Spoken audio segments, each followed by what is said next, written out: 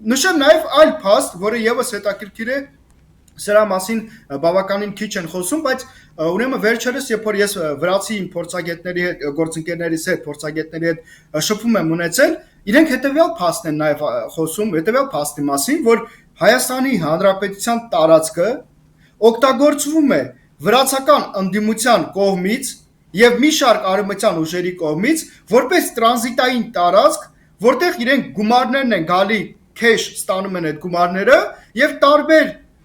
միջոցներով հետո հասցնում են Վրաստանի տարածք, որպեսզի այստեղ ընդդիմությունը օգտագործի այդ գումարները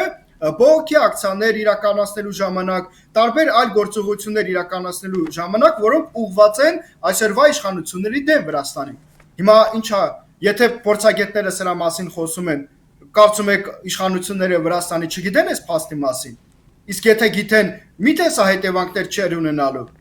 ունենալու էր եւ ունենում է այդ հետևանքները, եւ հենց դա է, որ այդ խնդիրներն է առաջացնում վրաց-հայկական հարաբերություններում։